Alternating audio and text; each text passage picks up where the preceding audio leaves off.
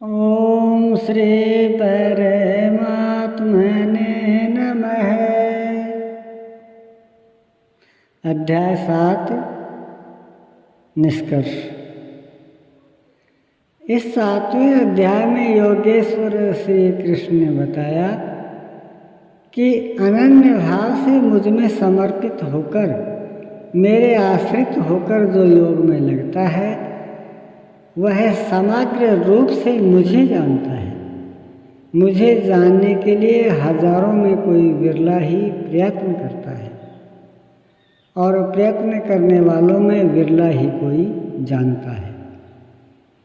वह मुझे पिंड रूप में एक देशीय नहीं वरन सर्वत्र व्याप्त देखता है। 8 वेदों वाली मेरी जड़ प्रकृति है और इसके अंतराल में जीव रूप मेरी चेतन प्रकृति है। इन्हीं दोनों के संयोग से पूरा जगत खड़ा है। तेज और बल मेरे ही द्वारा हैं। राग और काम से रहित बल तथा धर्मानुकूल कामना भी मैं ही हूँ।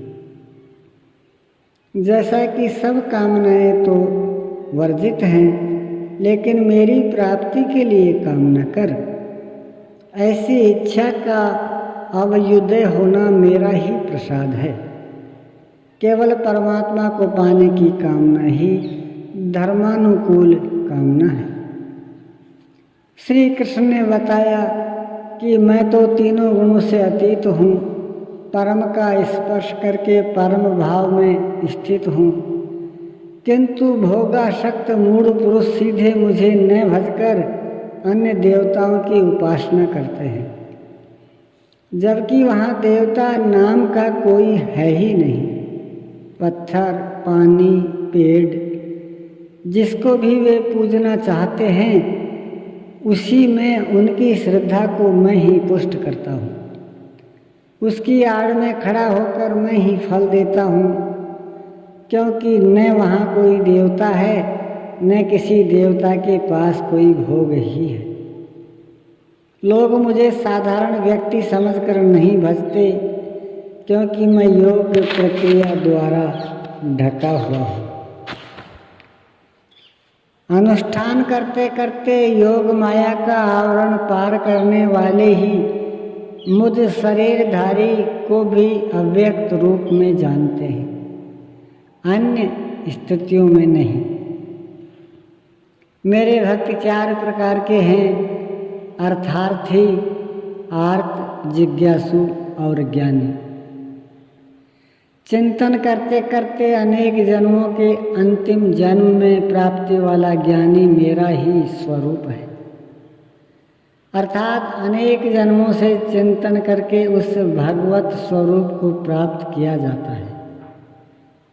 राग द्वेष के मोह से आक्रांत मनुष्य मुझे कदापि नहीं जान सकते, किंतु राग द्वेष के मोह से रहित होकर जो नियत कर्म अर्थात जिसे संक्षेप में आराधना कह सकते हैं का चिंतन करते हुए जरा मरण से छूटने के लिए प्रयत्नशील है, वे पुरुष संपूर्ण रूप से मुझे जान लेते हैं।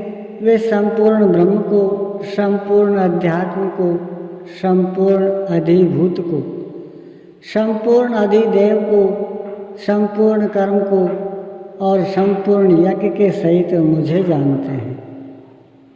वे मुझ में प्रवेश करते हैं और अंतकाल में भी मुझको ही जानते हैं, अर्थात फिर कभी वे विस्मृत नहीं होते। इस अध्याय से परमात्मा की समग्र जानकारी का विवेचन है।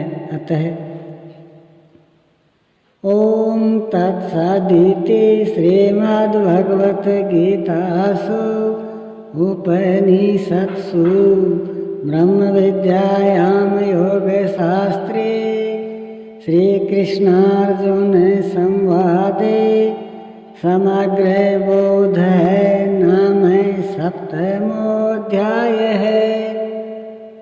इस प्रकार श्रीमद् भगवद गीता रूपी उपनिषद एवं ब्रह्म विद्या तथा योग शास्त्र विषयक श्री कृष्ण और अर्जुन के संवाद में समग्र जानकारी नामक 7वां अध्याय पूर्ण होता है। इति श्रीमत् परमहंस परमानंदस्य शिष्ये स्वामी अडगड़ानंद कृते श्रीमद्भगवद्गीतायाः यथार्थ गीताभासी समग्र बोध नाम 7वां है। इस प्रकार श्रीमद् परमहंस परमानंद जी के शिष्य स्वामी अडगड़ानंद कृत श्रीमद् भगवद गीता के भाष्य यथार्थ गीता में समग्र जानकारी नामक 7वां अध्याय पूर्ण होता है। हरि ओम तत्सत। ओम श्री सद्गुरुदेव भगवान की जय।